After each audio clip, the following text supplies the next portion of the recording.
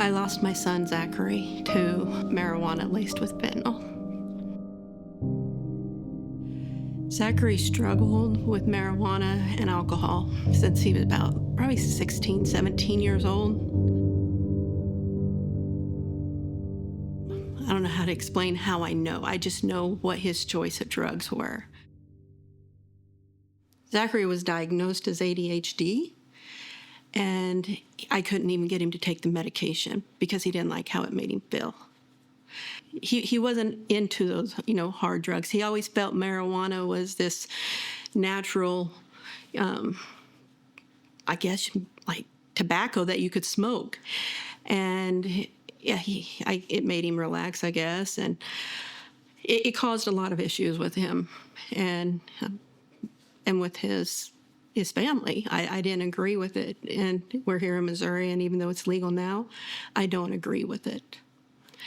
I will tell people now that if you're going to smoke the marijuana, make sure you get it at a dispensary. Don't trust your friends if they tell you they've gotten it at a dispensary. Just go buy it yourself, because you can't trust anyone. And all it takes is one time, and you're gone.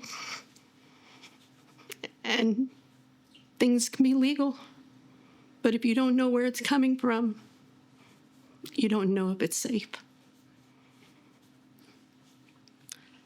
Zachary, when he was born, he almost didn't make it then.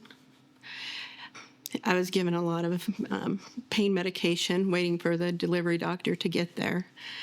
And in doing that, his heart rate quit beating, and he swallowed his meconium while he was inside me, and they had to do an emergency C-section to get him out. I don't know if you've ever heard of ASPAR scores, but he was very little. 0, I think, is what it was. And after he passed away, I had a copy of his medical records from when he was born, and I was just reading through them as I was going through things. And I seen the word, it's hard for me to pronounce, we all hear it as Narcan now. And it just kind of hit me because I seen that word, and realizing that when he was born, that saved his life. But nobody was there to save his life or that would save his life. And had somebody been there willing to use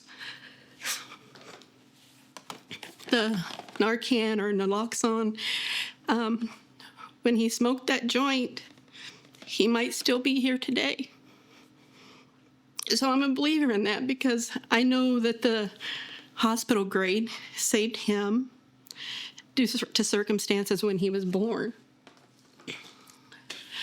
But like I said, Zachary, he was this little boy. He loved dirt bikes. I recently just got my VCR, the more ancient. Got it fixed, and I was able last week I got it fixed where it would hook up to these smart TVs now. And I had all these VHS videos of him when he was little. And as I look back at them, I'm watching his birthday parties, his Christmases. You got these people out here that say, that's not going to happen to my kid. I never thought it was going to happen to him.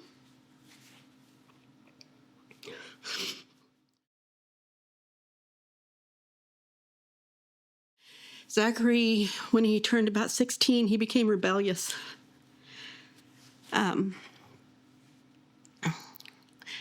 He had a girlfriend in Springfield, Missouri, and I would forbid him from, seeing her.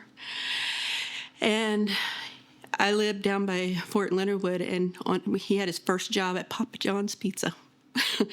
And when he got his first paycheck, he went and bought a bicycle, and he ran away from home and rode that bike all the way up here to Springfield, Missouri.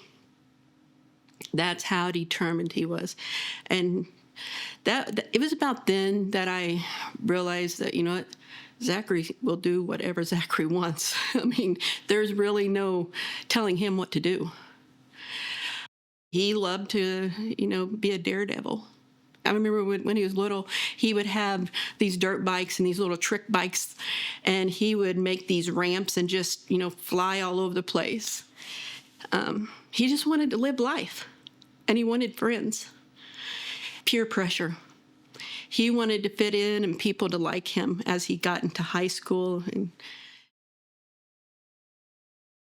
I'm just going to move up to about May of 2019.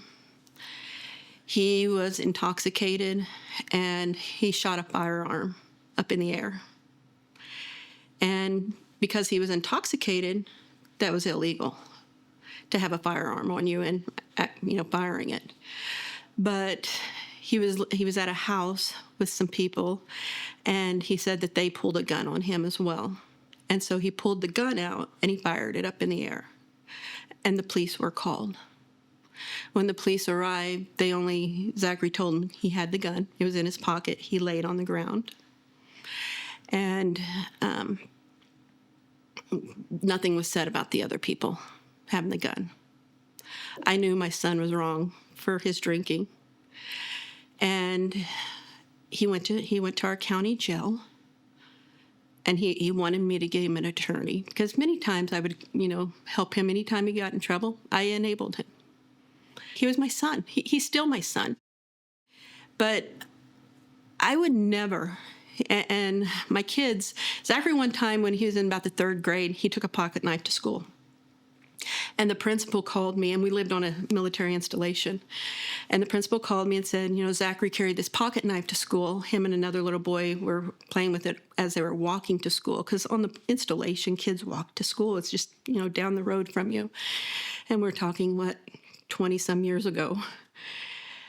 And when I got to the school, the principal was like, I just want to talk to the kids. I don't want to punish them or anything. I was like, no, you're going to punish him. You're going to give him what, the policy says you'll get if you bring a weapon to school. And so he got suspended for 10 days. And so did the other boy that was with him. And every day that he was home, he didn't go outside and play. We had hardwood floors. He was scrubbing those floors every day. Meanwhile, he'd see the other little boy riding his bike up and down the street during the day. He's like, why can't you be a mom like his mom? I was like, I'm not his mom. I'm your mom. And so many times what's happened to Zachary in the route that he took, I blame myself. But then I look back and I say, no, I was doing the best I could. And eventually he just makes his own choices. So back to in May of 2019, he shot this firearm. And he wanted me to, get him a lawyer, and I wouldn't. It's like, you did this. You need to fix it yourself. I will support my kids when they do the right thing, but if they're in the wrong, I won't be there to, always fix that anymore. And this was probably the first time that he asked me for something, and I'm like, no.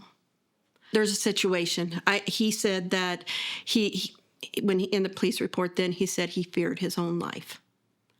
But the fact that he was drinking, to me, no, you need to stop this drinking. So you need to do the time there. He was looking at like 17 years in prison for firing a firearm and being intoxicated, because they had charged him with all these felonies in possession and then firing it while intoxicated.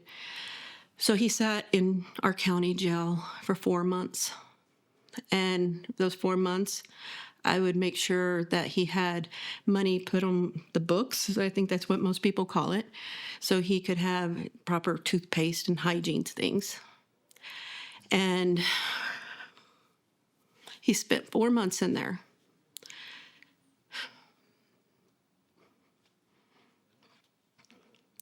After those 4 months, he got out of jail. He didn't go to prison. But he was given a suspend. I think he was, don't quote me on this, I don't remember right off the top of my head, but he was given, I think, 5 years prison sentence, but they gave him what's called a suspended imposition of sentence to do 2 years of probation. And as long as he didn't get in trouble, he would not go to prison. Those 2 years, I had my son back. When he got out of jail, he had God back in his heart like it used to be.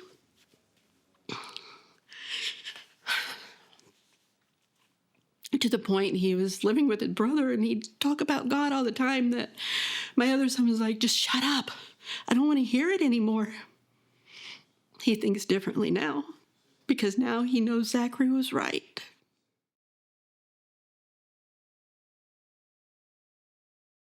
So Zachary was clean, not drinking and not doing any marijuana for the 2 years. And then it was Christmas Eve night of 2021, Christmas Eve night. I went and picked him up from work. He had his own apartment. When he got that apartment, he was so proud of it, even though it wasn't the best apartment in the world. But he lived upstairs from an office right on our county square. And when he got it, I took him to buy some things one night. And I said, come on, let's buy you a Christmas tree. He loved Christmas. The last picture I have of him was of this night. His smile was so big, but he had this window that looked over the whole county, right in front of the courthouse. And he put his table over there, and we put this tree right in the window. He left that tree up even after Christmas. And then I took his picture with that tree. And when I got home, I showed it to his daughter because I had adopted her. And she said, Mama, you should have took a picture of yourself with him, so you'd have a picture with him too. We didn't know he was going to die, but she told me that. She was, I think, 6.5 then. She had started to get to know her dad again because he was clean, so I allowed it. I remember at Christmas that year also, I've not kept the truth from her. I've told her the good and the bad about him because I think that's important. And at Christmas, all he wanted was a picture of her. So I asked her, can he have a picture of you? And she's like, no, Mama, I don't think so. I want to see him do good a little bit more. So instead, she made this picture of a chameleon for him, and she put it in a frame. And she wrote, to Zach from Zariah, be safe. So when I went there on Christmas Eve, I went up to his apartment. He was acting kind of hesitant about me coming up there. And I was like, no, I've got your presents. I want to come up and see you open them.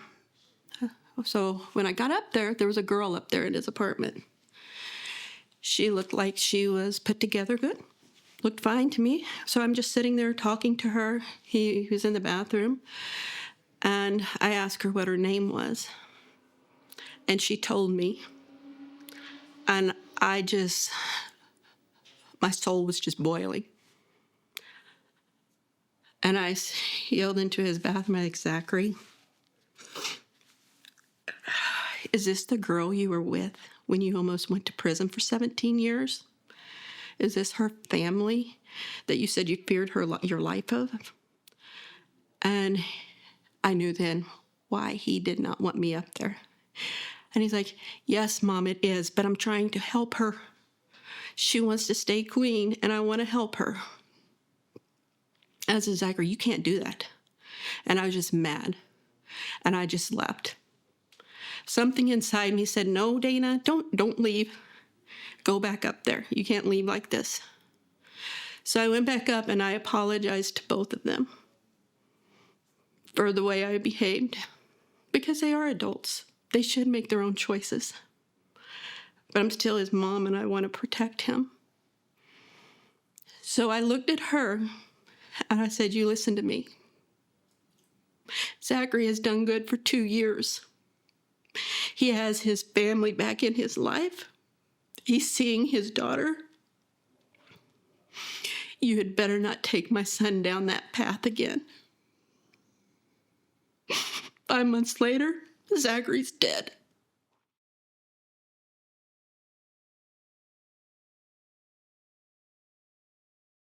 So on May 30th, I had received a phone call from his ex-girlfriend.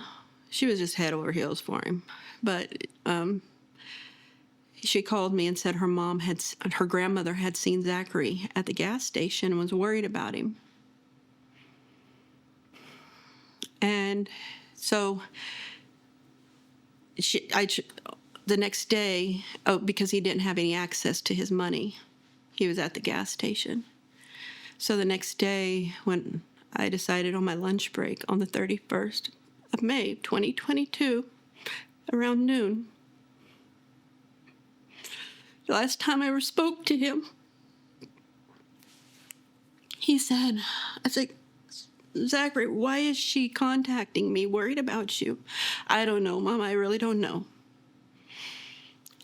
And I said, well, she's worried about you. And so he's talking, and I was like, are you okay, Zachary? He's like, yeah, Mom, I'm okay. I'm good.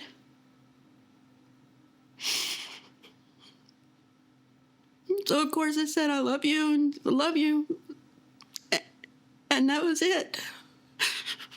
But the last part of the conversation was, are you okay? And he's telling me he was and he wasn't. I sometimes think, had I not been so hard on him and criticized the choices that he would make, would he have just asked me to come get him? Because after he passed away, 3 different people came forward and said that same day he was asking for a place to go. He wanted to get away from her. That was May 31st of 2022 that she took my son. On February of 2022, when I started looking into her, she had been sentenced to 2 7-year prison sentences for drugs that happened the previous year. But her sentencing, because it takes so long to go through court, wasn't until February. Had they sent her to prison, Zachary might still be here. So I look further into it, and she had been to prison, different mugshots for different dates in prison 4 times previous to that. And I don't understand how any judge could give somebody on drug charges a suspended imposition of sentence. Our justice system needs to change. I feel like that when somebody commits a crime that has to do with drugs, you know what? Try to help them. Give them that suspended imposition. But when they mess up the first time, you show them you're serious. We gave you a second chance. You're going to prison to do the time. They don't do that. After Zachary passed away, this same individual was arrested 17 times until up to November of 2023 for probation violation on those drug charges. 17 times. And then in November, they decided to send her to prison. And I thought, to fulfill those 2 7-year sentences. She was out in 120 days. Yeah, I don't understand it. Now, you look her up, she has a warrant out for her arrest again, probation violation. What's the point in having probation violation and all that if they're not going to follow through and make people go to prison to do the time? Wow. How many more people has she poisoned? So my police department, I had asked them, when I got the autopsy report back, it said Zachary had cerebral swelling to his head. That is most normally blunt force trauma to the head. The night that he passed away, they weren't going to let us go identify him. They didn't want us to contaminate his body because he was a crime scene. They told me basically I had no choice to allow them to do an autopsy or not on him. It's because there was nothing found at the crime scene to indicate any reason for a death. There was no drugs or drug paraphernalia as far as they're concerned. The reports, and this was coming from the coroner that night.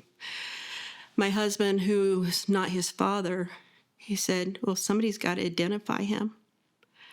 And he's like, oh, we did by his tattoos. And he's like, no, I think somebody needs to identify him, seeing his face or something. So we'll show you a picture of him. So they showed me a picture of him, and I immediately said, my son has been beaten. I know what my son looks like, and I can tell he was beaten. And they said, no, that's probably just the rigor mortis, I think is the word they use, setting in.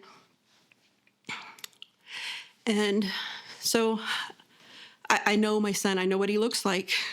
Dead or alive, I know what he looked like. And so I waited for the autopsy to come back, and I seen the detective who was on his case one time. But I would go up there with information numerous times that I had to give them, thinking there was an investigation going on. There wasn't. So anyways, when the autopsy came back, that was basically it. They gave me his cell phone back. And I had been emailing our sheriff's department codes to try on his phone. And they assured me that they would do it. I have over here the evidence bag that I received when I got the phone back.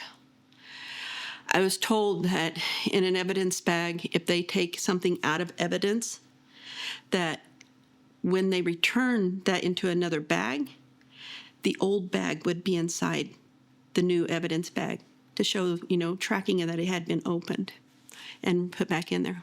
There wasn't. They never tried to get in his phone. So within 10 minutes, I was talking to my other son. I called him on the phone. I said, I have his phone. What numbers do I try? And he gave me the numbers to try, and I was in the phone. And it's codes that I had given him.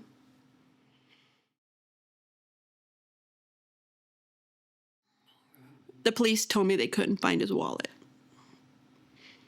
He had a car there that the windows were left down on, and it had rained, and so it had destroyed the inside of that car.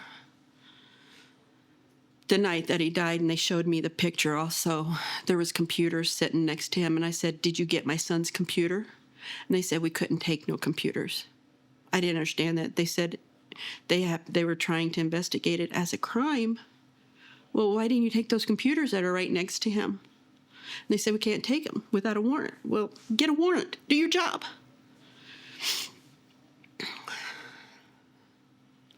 So they said they couldn't find his wallet.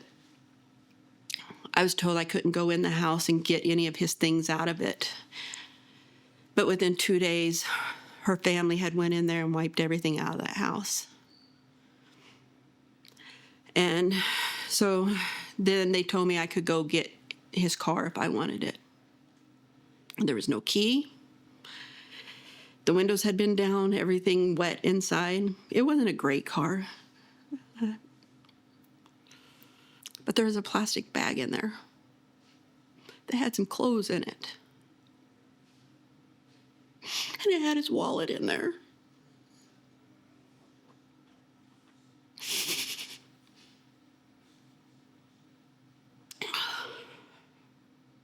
It's just a wallet. But it had his driver's license, and that means so much to a mother after losing her child.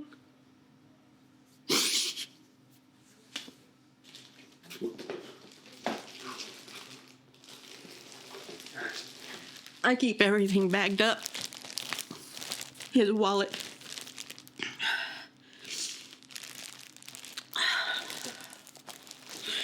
It's so important to a mother, so finding something like that even as I take him out, I make sure I put him right back in the same spot. All the cards and stuff that he had in there, I make sure they go right back to where he had them.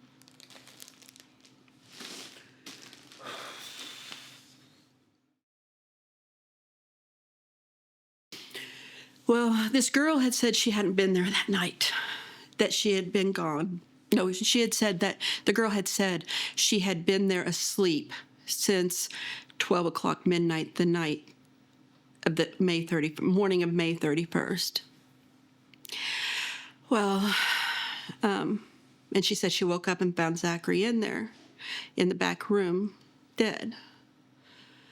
When I did my own investigation into it, a neighbor had told me they heard Zachary yelling, "Get off of me."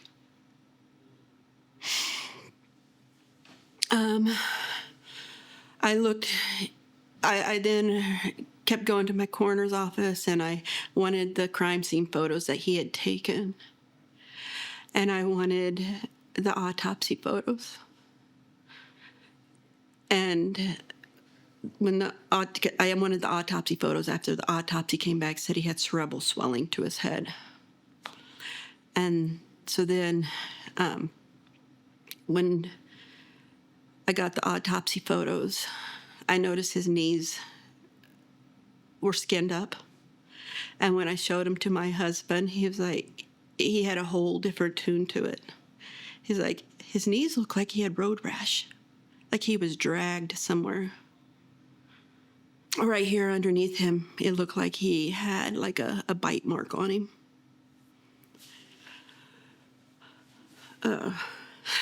Here's one for you.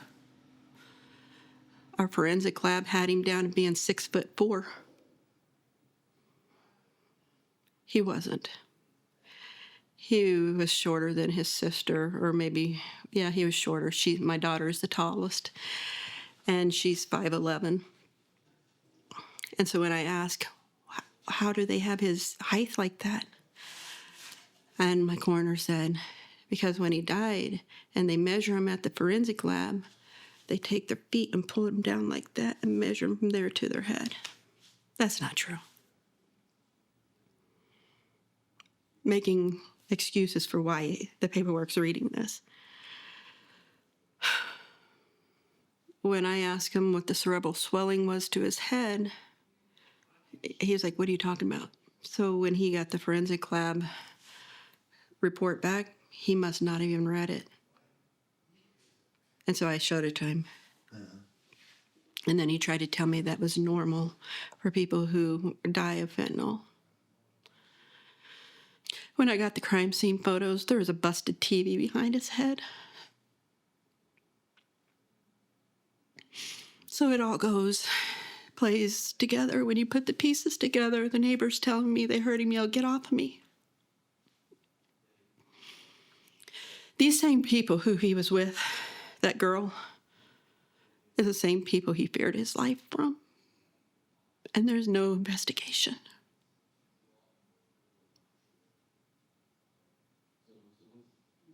He was trying to get away from her. I really looked into those pictures the coroner took. And right there next to him, even though they said they didn't find no drugs, anything there, was a joint laying on a table. I took that picture back up to them. Well, I told them, I want you to bring your pictures up, not the ones you copied for me. And I showed it to them. Why wasn't it found? Because they thought of him as just... I don't like the word junkie. These are human beings. These are somebody's kids, somebody's father, somebody's sister, brother, sister. When I got the autopsy report and seen the photos, here I was seeing pictures of jewelry that Zachary had on when he passed away. I never got the jewelry back, and nobody knows where it went. But they're in the pictures. Your coroner is responsible for getting that either to the prosecutor, if it needs to be evidence, or back to the family. That's in the state of Missouri anyways. I never got it, and nobody knows where it went. I'm not the only person in my county who's had this problem. I'm not saying our coroner took it, but I'm saying this stuff is in their autopsy reports from the forensic lab, stating they had it on, but it's gone. Like I said, I'm not blaming the coroner because he's been very good about supporting me, trying to answer my questions. I started a group after Zachary passed away called Missouri and Kansas Families Affected by Fentanyl. And I started it because when Zachary died, I felt very alone. I didn't know about fentanyl. I knew about marijuana, but I knew you're not going to die off of marijuana. But when they said your son died off fentanyl, I did not know what this was. And so I started speaking out because I took my pain. I was mad. I took my pain, and I wasn't going to shut up. I was going to keep talking about it. And it was then when I used to see people in our obituaries in our county website where we have this little news guy that posts things. And I was just thinking, oh, young kid, an accident, car accident. Well, then when I started speaking out, these families that I seen these pictures in the obituaries telling me what happened. It's like, wow, nobody talks about this in our community. And so I started speaking out about it. And I told the people at the sheriff's department, I'm not going away. And that's why I started the Missouri and Kansas, because I didn't want people to feel like I did. And I thought it'd be a good way for people to join together and realize when we're telling each other where we're from that you're not alone in your county. There's other people right there with you, and there's a lot more than what's just in this group. But the more we speak out, the more people are going to come forward.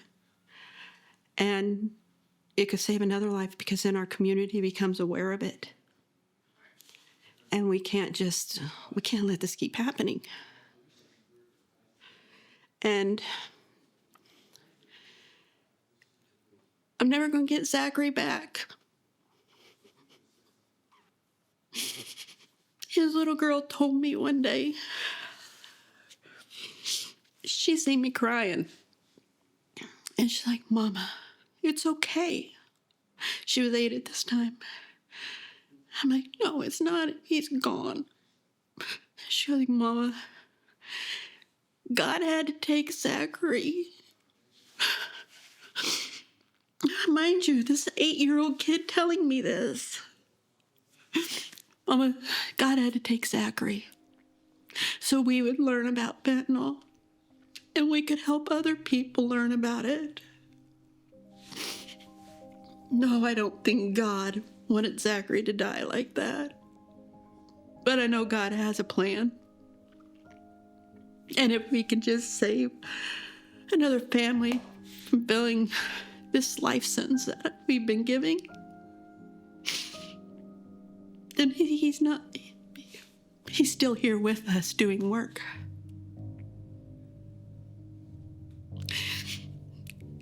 Keeping his memory alive and his voice alive. It's saving others.